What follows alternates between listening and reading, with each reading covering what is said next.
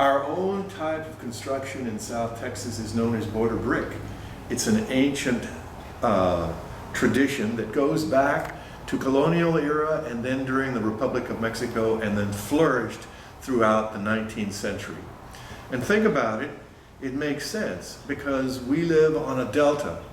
There are very few building materials available, and so what people finally had to do is learn to make their own brick, and brick then began to dominate the construction. Now there were jacals, which are the more traditional ancient ways of building, but they were for maybe the more residences in small places. But when you got to bigger places like churches and commercial buildings and then later residences, they were built of brick. In the 1820s, folks coming through and writing diaries described Matamoros as being a town that was mostly built of brick. So today, you find border brick in those cities and ranches that were tied together by the riverboats when the river was navigable. And so you find them in Brownsville, you find them in Matamoros, you find them in various places along the river, but then finally in Rio Grande City. So those are the two areas that have the highest number of historic bricks. Now, basically then, our building blocks for the construction of our buildings traditionally came from the very soil that they were built on. People would gather the clay on the banks of the river and then fire it with mesquite fires. And so you have bricks that vary in color based upon how close they were to the hottest part of the fire in the kiln. They weren't different colors because of the clay difference. So there's kind of yellow to red.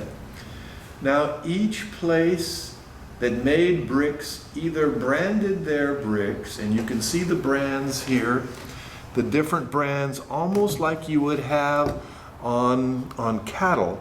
And these indicate either the place that made them or the person who ordered the brick.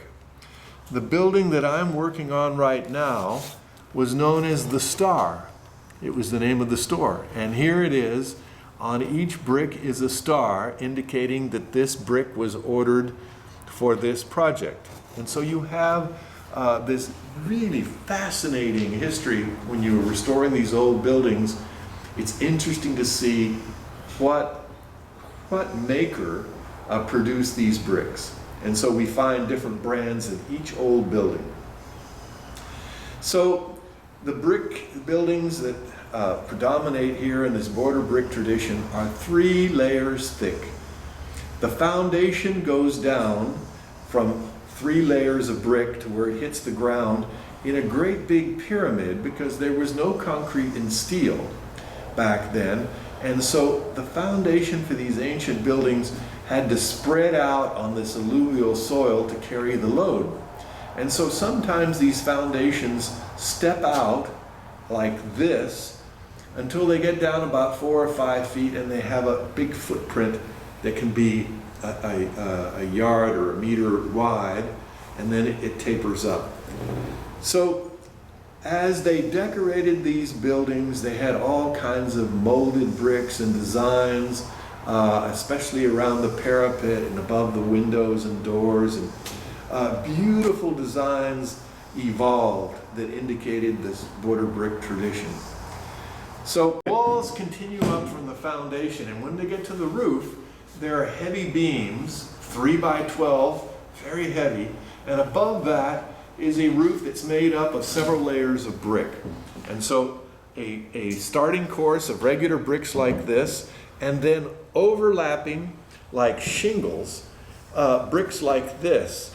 And so these roofs didn't blow off in a hurricane because you had the equivalent sometimes of a pickup truck weight sitting in the middle of a room with this enormous mass.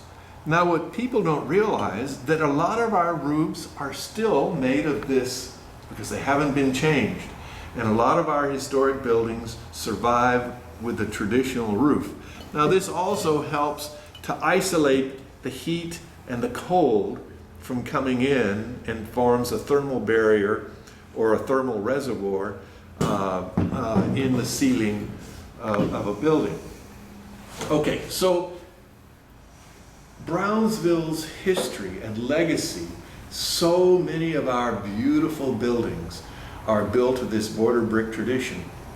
And also you can see them in Rio Grande City. You can see them like the old chapel and small church at Santa Maria along the military highway. You can see them in various places and recognize them as you find them. But Brownsville has so many of these buildings that have survived, and people don't even realize they're there. Currently, I'm working on the restoration of a mercantile on East Washington that was known as the Star. It was one of the first clothing stores in Brownsville, run by Ashheim. And anyway, and here was the Star brick from that building. And to show you how these buildings have been lost and then refound, will include some images. When we first found this building, you could see the ancient part of the building still behind it, but you couldn't tell that the front was still existent, hidden behind plaster and a tin front, and they had carved out plate glass windows in the lower part of the wall. But all of the indication, all of the proof, all of the evidence for how this building was originally was still there.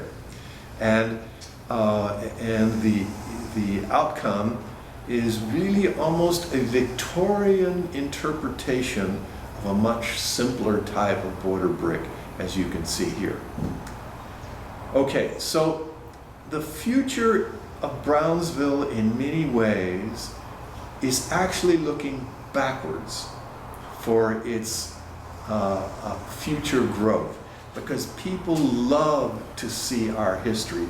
They come here to see it.